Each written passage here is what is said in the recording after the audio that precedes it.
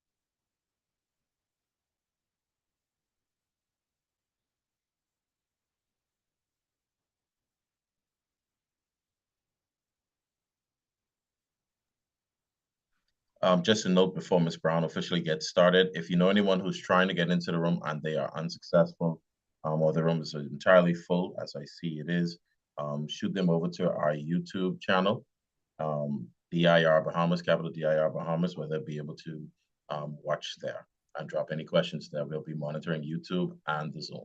Thanks.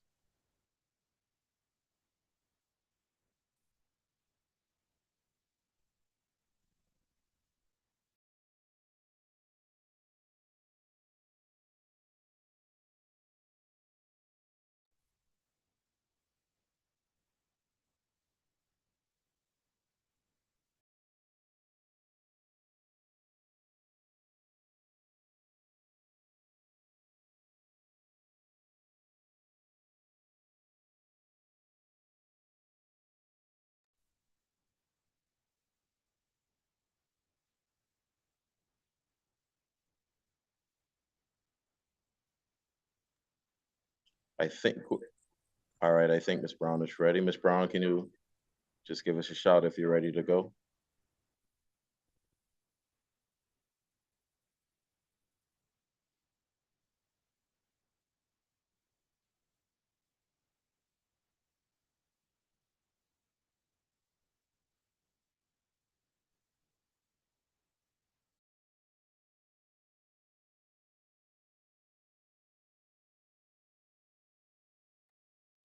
Okay, guys, I think we're experiencing some technical difficulties very quick.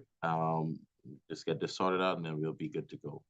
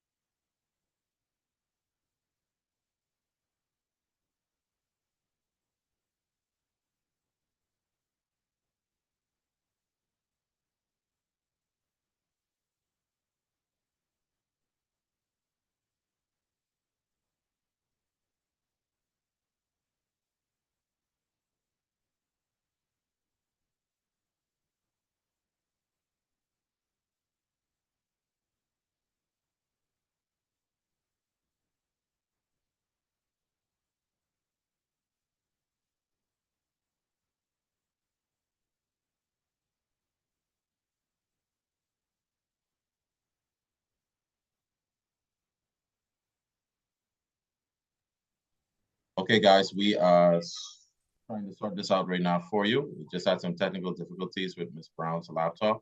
So we're sorting out, just please bear with us. We'll be with you in a few short minutes.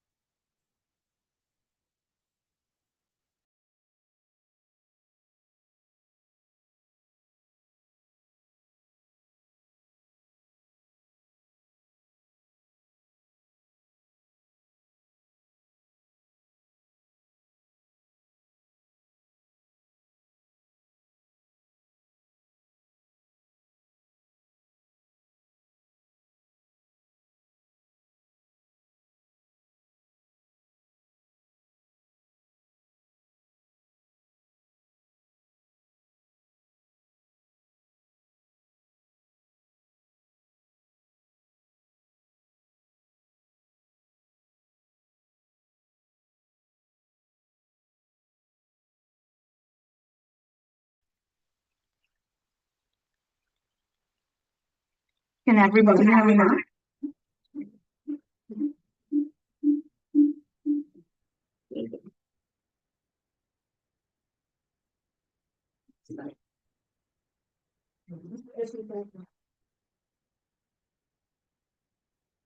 Okay. So this is a presentation on dot filing and processing.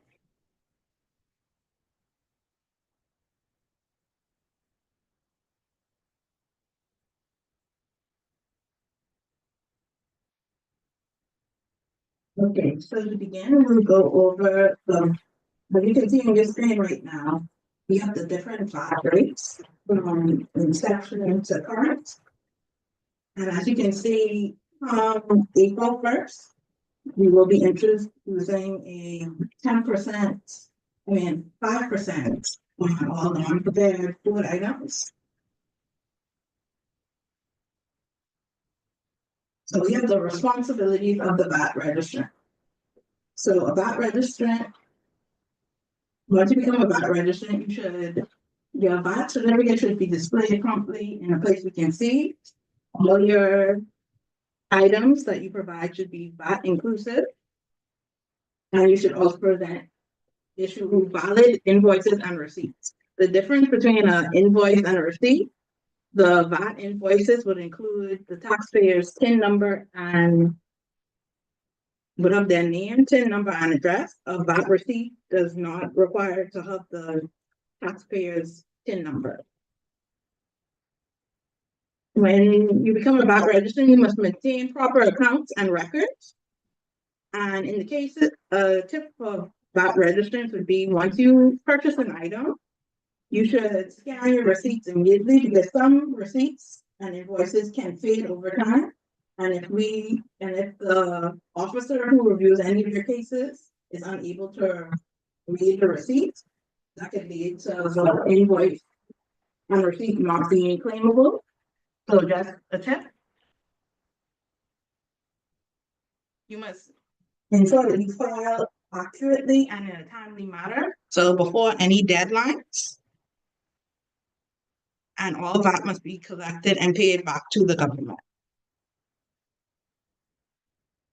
So as you can see, we have our accounting methods. We have both the invoice and the accrual basis or the cash basis. So if you are on the invoice method, that means you report whenever you receive the invoice or invoice is presented. And if you're on the cash basis, it means you only file based on when any cash is received or cash is paid. Reporting methods. So we have both the flat rate and the standard rate of reporting. The default is the standard rate of reporting. And if you wish to become a flat rate participant, you would have to apply for it via an E&Q case with an application. And for the flat rate method, all goods and services would still be charged at the 10%, but when you do your VAT filings, you would be remitting 6.5% in your VAT filings. And the standard rate, you will sell everything and purchase everything at the 10% and report back in your VAT filings at the 10%.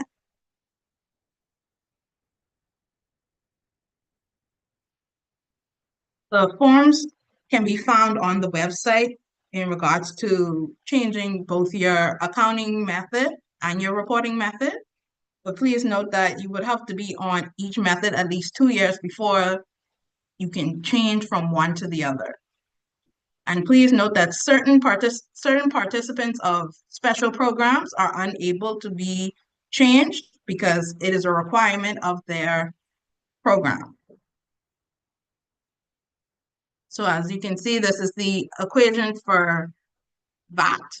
It would be your output, your input minus your outputs, minus your input will give you either a VAT credit or a VAT payable. And here you can see that this is the website, and you can find numerous documents on this website that can assist you with your VAT filing. So you can just hover over the value added tax section and it will drop down all the tabs underneath it. And in legal specifically, you can find important documents on how to completely file a VAT return. This highlight section will show you the highlighted section that I have in the slide. This is where you can find what can be found on each line of your VAT return. If you can see to the side, we have a section for wire transfers. So if you make your VAT payment or any payments at all, you can see what our banking information is. There's also in the legal section, you can find both the VAT Act and industry specific guides that can help you with your VAT filings. On the side, we also have a form section where you can find the application for the flat rate, for changing of filing frequencies, for changing of the reporting method, and a numerous amount of other forms that are necessary in the process. We also have a how to file VAT section at the bottom, which has videos that can assist you with filing. So how to file your VAT return. So now you can see, once you log into your user account, this would be the home page. If you wish to, if you have multiple tax identification numbers underneath you, if you click on your name at the top, you would be able to switch the user. You'll be able to switch the taxpayer. Now with filing the return, but before I go into actually filing the return, I want to explain the tabs at the top. So if you were to go to the inbox tab, if you just hovered over it, it would drop down a tab with two sections to be clicked on. The first tab is just inbox, and it will take the taxpayer to where they can see any cases that they might have open with any response from officers in regards to their cases. The next tab would be a new message tab where you can send in an inquiry, and you just would have to follow the steps that are provided. The My Tax section of the tabs, it would drop down and it will show a tax account section. And inside that portion, you would be able to see all returns filed, both your business license and your VAT. This would be also where you would be able to request an amendment to either your business license or your VAT. You'd also see a tab listed as make a payment. So if you need to make your payment to your VAT or business license, you can use that. And there's also a payment history section where you can see all of your payment receipts and all of the movement on your account, and you can print off a statement. We'll skip over returns because we're going to go through that. The profile section, you'll be able to make adjustments to any information on your account, your address, your email. It would all go through here. And finally, we have our services tab. And in our services tab, there's a section where you can register a new tax type, which is to register for VAT. You would use that. There's the request a refund, which if you are in a credit position and it is above $500, you can request to have that funds either reallocated somewhere else or dispersed back to you. And you can also request a TCC. For all of them, once you press them, you just have to follow the steps that are outlined. So now we go to our returns tab. So as you can see, the drop-down box that gives us both to file a return and our return list. So the return list will just list out all of your returns, and you would click on the file the return section. So when you click on the file return, it will pop up this box, and you would have to put in the tax type, which will be value-added tax. And you would put in the year. So for instance, it's 2025. The next return that is due would be for the October, December. So you'd put in value-added tax 2024.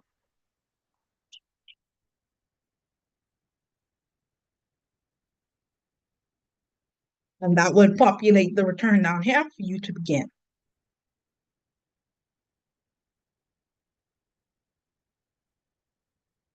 Once you select the return you wish to file, a box will pop up, which will allow you to enter all the figures for the return. So as you see, line 1 is for our zero-rated supply. So anything at the 0 rate, for instance,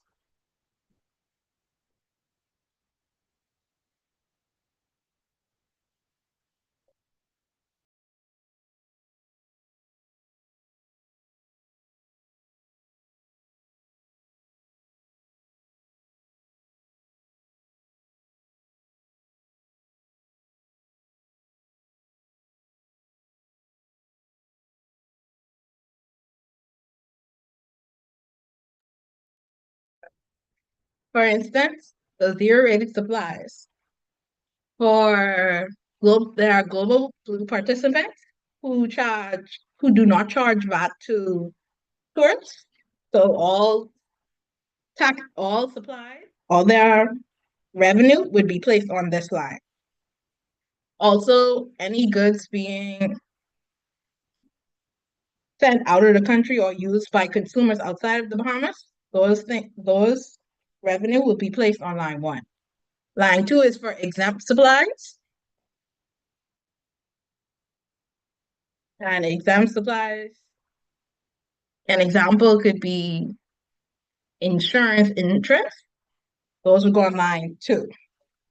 Crystal, sorry, Bria, Ms. Brown. There was some issues with the audio when you began the output tax. I'm sorry, but we may need you to go from line 1. The audio was out while you were possibly speaking. So we apologize for that. We apologize to Ms. Brown. We may need you to start from line 1 again, please. Thank you. Okay, so I'll start from the top. So once the return is populated, you'd have the inputs, whatever revenue you have. So for line 1 is our zero-rated supplies. So that's anything that is charged at the 0 rate. This is normally done for any items or services that are consumed outside the Bahamas. For example, members of the Global Blue participants, their majority of their sales are done to tourists, and since the supply and services would be taken outside of the country, we don't charge VAT on that, so those goods would go on line 1. Line 2 are exempt supplies. So exempt supplies are what VAT is not charged on at all. An example of this could be insurance interest. Line 4 is the line with majority of people will have to file, which is your taxable supplies at the standard rate. The current standard rate is 10%. So once you place in your standard rate goods, inclusive of VAT, line 5 will then auto-calculate to just show the VAT. Line 6 are imported services, and you would just put the VAT on those imported services here, and it will populate also line 16. 7 is any adjustment that occur. You can place it there, and lines 8, 9, and 10 are auto-calculated.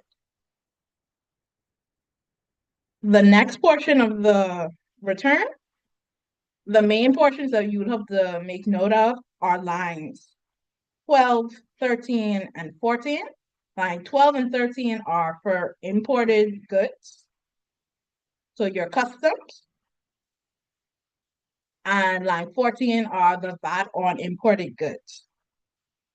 Lines 17, 18, and 19 are for your domestic purchases. Line 17 and 18 are the subtotals for your domestic purchases, so anything that is used by the business. Example, utilities, if it's a construction company, let's say cement and all those things, those would go on line 17 and 18, while on line 19 would be the VAT for those items. And every other line after that would be auto-calculated. And once you have submitted those lines,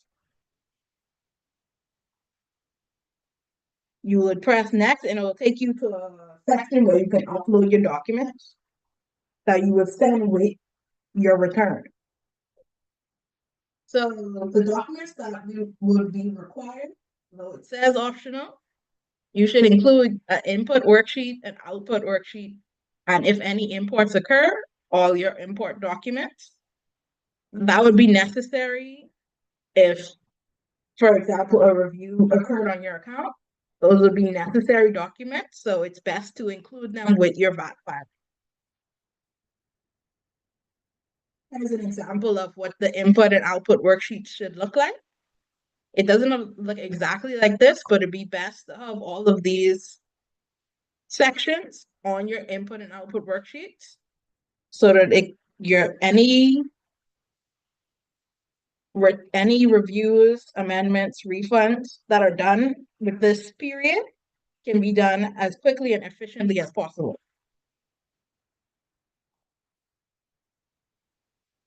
So once you have submitted the documents, it will just present you with a screenshot of what all was entered into your return, so you can make sure it is correct before you submit it. Finally, you will be prompted to first check the declaration box that you read and agree that everything you presented is correct. And then you will just submit your return. Once it's submitted, you should receive an email stating that it was received. And finally, we have our filing of VAT return. So it's done electronically. Your payments are also made electronically or through bank transfers. Please note that with bank transfers, the deadline is the 21st, but it takes 3 to 5 business days for the transfer to hit our account. So if you make the transfer on the 21st, it won't reach us until 3 days later, which will make the payment late. And please also note that for the large developers unit, that their deadline is actually the 14th and not the 21st. So all of their returns and their payments should be in on the 14th.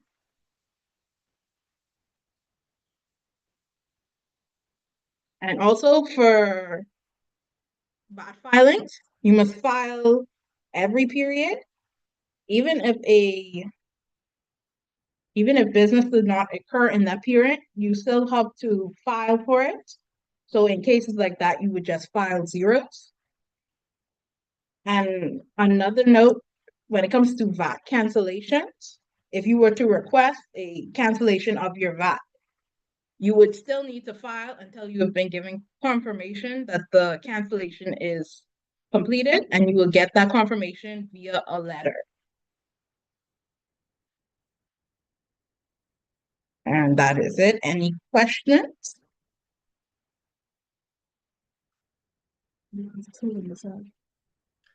All right, thank you so much, Ms. Brown. And again, we apologize for our audio issues that we were having. So let's just jump straight into our questions. I'm being sent them as we are going. I see Ms. Hyler, who was on as well, is answering some of the questions in the chat. We appreciate that as well. So Ms. Brown or Ms. Hyler, well, actually Ms. Hyler, both of you guys are in the same room. So we're just gonna ask these questions and you can answer live as we're going. All right, so let's get started. Can we be sent the input/output spreadsheet, please? Yes. Just drop your email in the chat and we will have those things sent to you. Can someone order material and have the good consigned to the client and pay zero rate?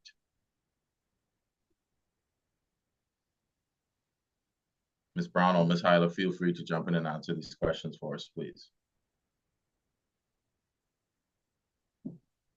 So you're saying if the client would purchase the goods on the taxpayer's behalf, so they want to know if it can go on the line 1. Yeah. If the person that asked the question, if you can clarify in the chat, that would be great for us, please.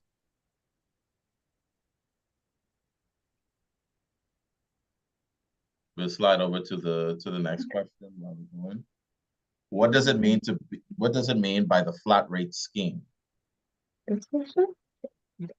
So the flat rate scheme, It's a special program where if you. I'm sorry, guys. We cannot hear you. I know you guys in the same room. I'm using the same microphone, but we need you guys to be as close to it as possible, That's what her his because the part. sound is going in and out. Where is he at? I can't hear him. It's completely- Okay, can you hear me now? Yes, you're clear now. Okay, so the flat rate scheme, it is when, so if the taxpayer makes the requirements to be on the flat rate scheme, which is they must be under 400,000. They must not be a port licensee.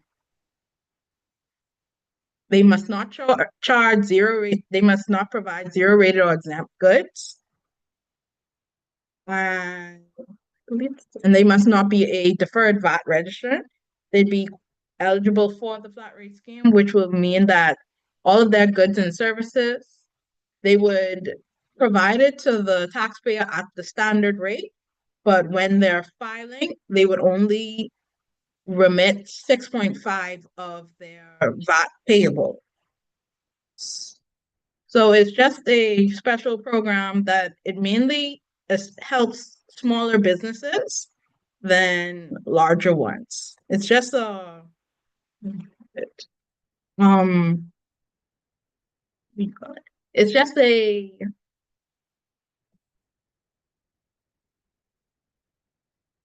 a helpful program for smaller businesses. And was there a next part to that question?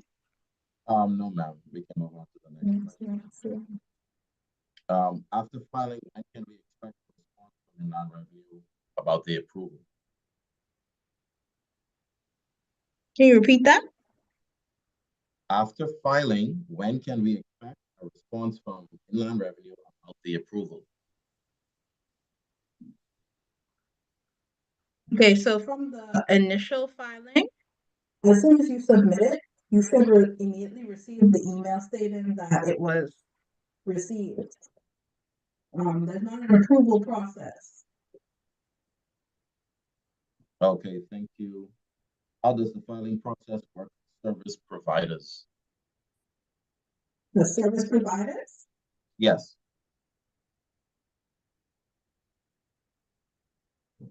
When you say service providers, You mean like the utilities or like who provides services? Yes. Well, I will ask the person that dropped that question about the service providers to provide some more clarity on your question, please. And then we'll come right back, around to you. So the next question we have, if you are using QuickBooks to track input and output VAT, is the spreadsheet still needed? yes, with QuickBooks. We can't hear you, Ms. Hyler. You're far from the microphone again. I'm pretty sure with QuickBooks, you are able to export the documents into an Excel sheet and it will provide in that same outline. So it would still be required. It's just that you would have to export it from QuickBooks. Okay, thank you so much. Does every vendor invoice have to have your company's name on it to be submitted? Some vendors, example, gas stations, do not put the customer's name for cash payments. Okay, so in regards to the invoice, it's only required for items over $50 that it has your taxpayer's TIN number and name on it. And in regards to the gas station, we are currently having a discussion about the fact that they don't have the TIN numbers on their receipts. So that is currently in talks, so we'd have to get back on a resolution to that. Okay. Next question. Try to see if I can interpret this. Should you discuss as spreadsheet is used to compile information for VAT filing, courier invoice for import? Please discuss customs Bahamas lines to use for VAT filing. Okay. You were breaking up a little bit there. Can you repeat that? Sorry. Should you discuss how spreadsheet is used to compile information for VAT filing, courier invoice for imports? Please discuss the customs Bahamas lines to use for VAT filing. Okay, so for the input and output worksheet, like it's the beginning part of the question keeps getting cut off, but for the customs documents, those would go on lines 13 and 14 and line 12. So the value of the item, the general duties, the excise duties, the processing fees would all from the customs document would go on lines 13, and the VAT on items and the VAT on processing fees would go on line 14. Now, invoices from services, those documents would actually go on domestic purchases, so lines 18 and 19, because those are domestic services. It's only actual customs forms would go on line 13 and 14. Okay, thank you. To the next question. Back to the flat rate scheme. Where do you apply for the flat rate scheme, and what do you mean by port licensing? Okay, so the second part of that question, can you repeat that? What do you mean by port licensing as it relates to the flat rate scheme? Okay, so applying for the flat rate scheme, first, if you go to on our website, under VAT and forms, in the 2015 section, We need you to come close. We need you to come closer, Ms. Hyler. Okay, so for the application for the flat rate scheme, you'd go on the website, and you'd go to the value added tax section under forms, and in the 2015 section. In there, you'll find the application for the flat rate scheme. You'd fill that out and provide it to us via a ENQ case. And once it's approved, you'll be sent back a letter. And as for not being a port licensee, so you can't be a member of the port in Freeport, so a part of the Hawksbill agreement. So if you're a member of that, you can't be approved for the flat rate. Okay, thank you. And we have a clarification on a question that was asked. How does filing work for service providers who necessarily don't sell a product, but provide services only and make over 250K? Okay, so for services, it would still be the same process because the lines apply for both goods and services. So the lines are all still the same, except for in the cases of if you purchase services or purchase imported services or domestic services, those would go online. So imported services, would go on lines 12, and import and domestic services would go on lines 17. So those are only for the purchases. But in terms of sold services, they would all still go on line 4.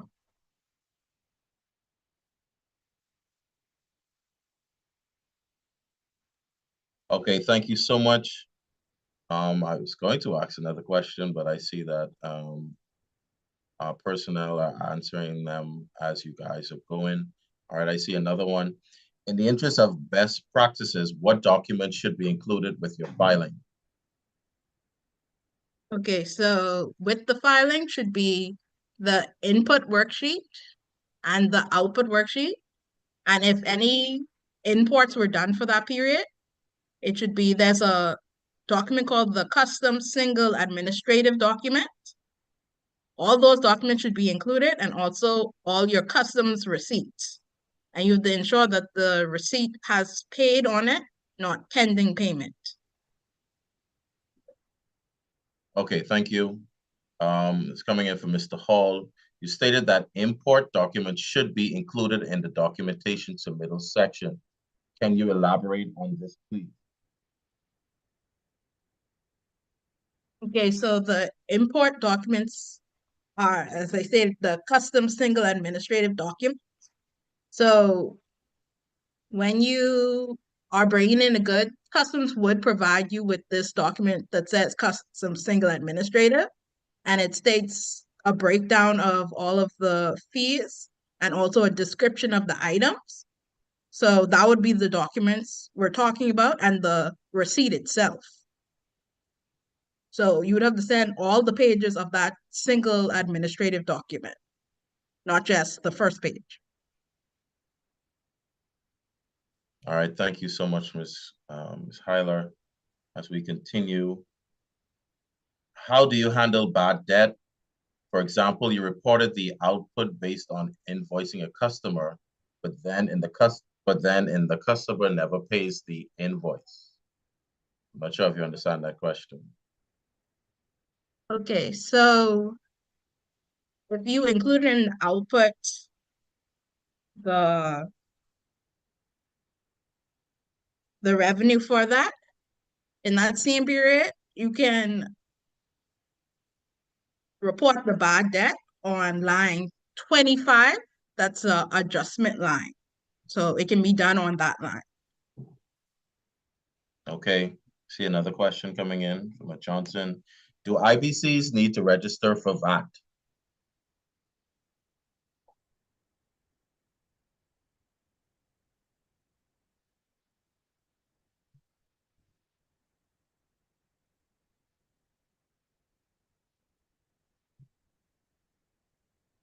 Okay, so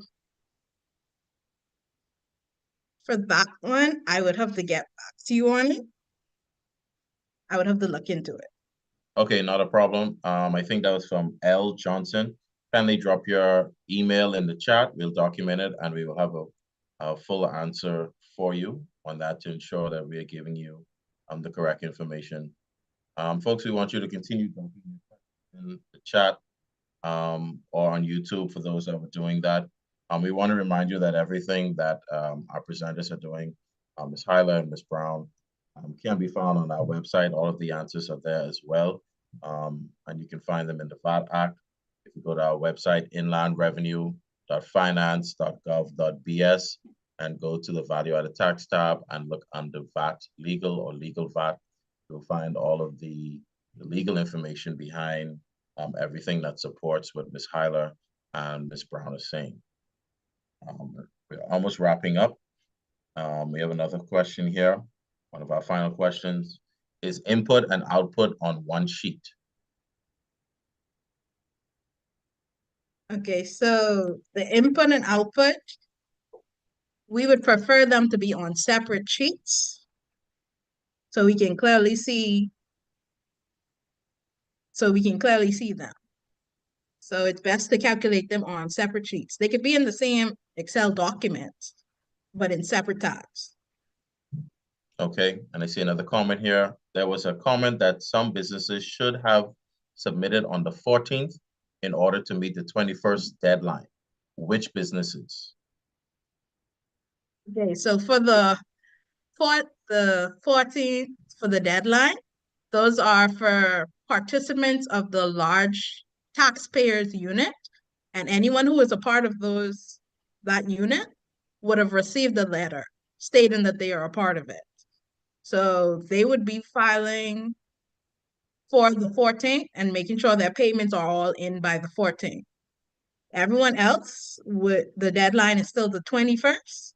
So your filing needs to be in on the 21st and paid by the 21st. Okay, thank you so much. I think we're about to wrap up our sessions. I don't receiving any more questions from YouTube. Actually, I think there is one more. I'm going to use this as our final question. What section on the portal do you register for VAT? Okay, so once you go into your portal, there's a services tab, and under that services tab, it states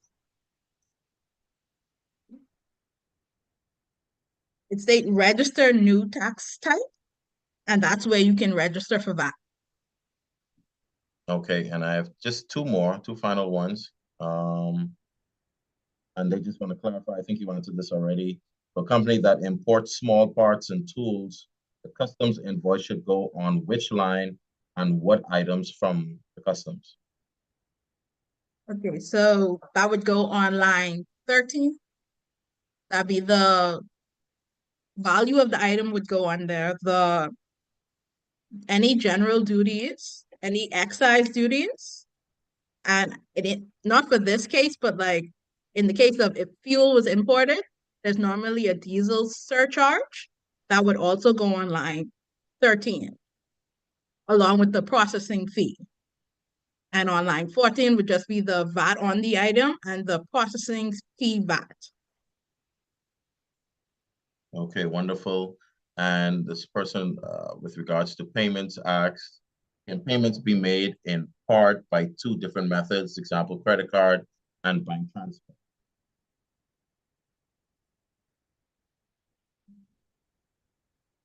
Good day. My name is Crystal Hyler and I work with the payments team.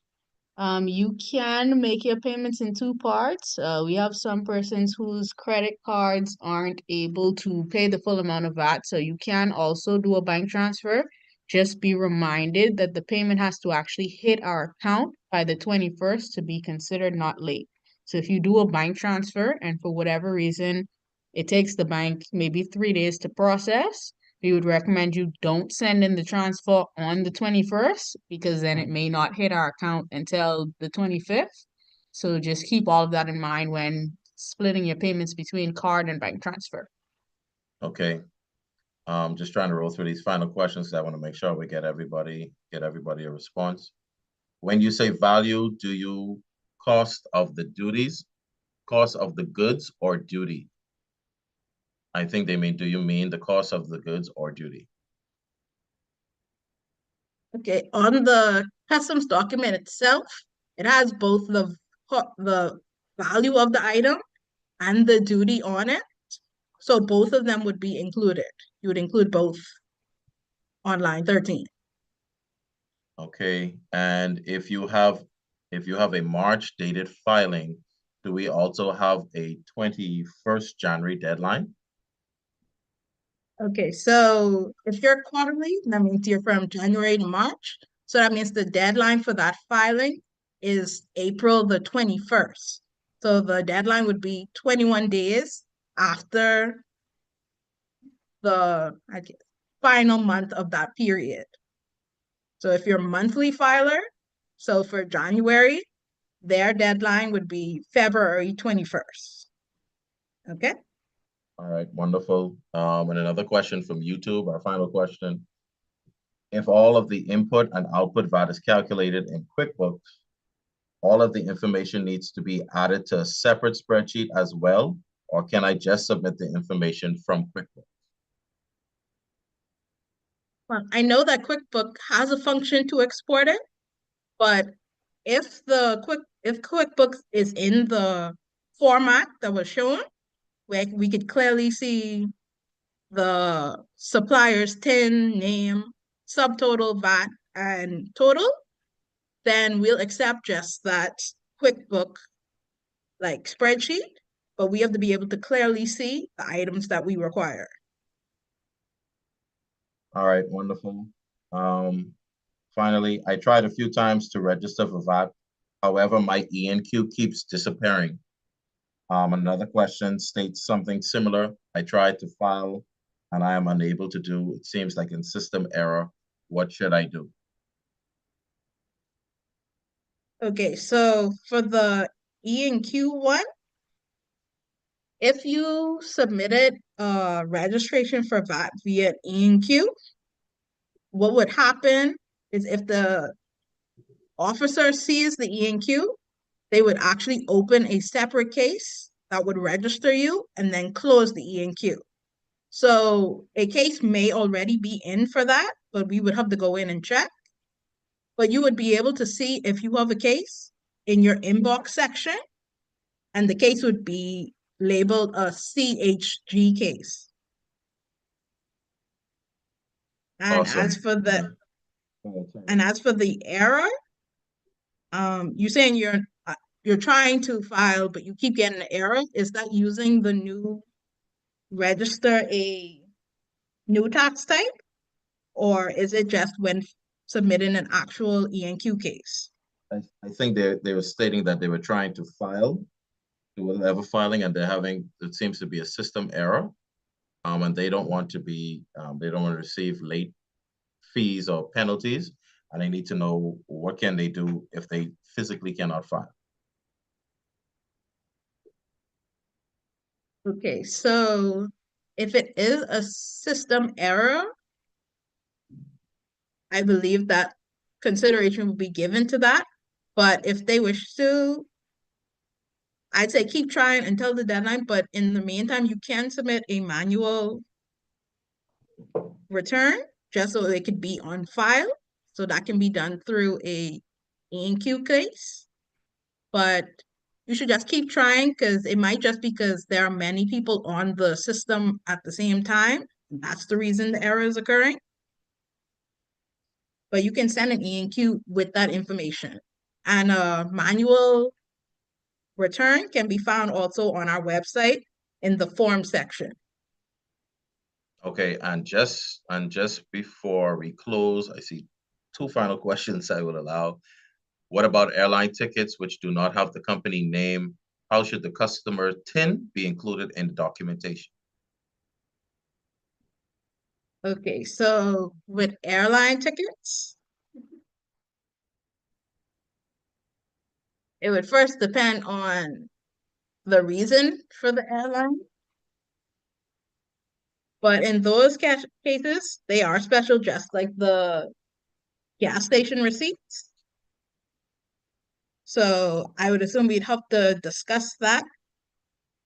But long as we can, because I'm assuming that the airline ticket, it normally be in the name of a employee or of the company. So they'd have to prove that the person is an employee or that if they're bringing someone in who isn't, but it's for like consultant purposes, they have to provide us with evidence that that is needed for the business, and we'd accept it.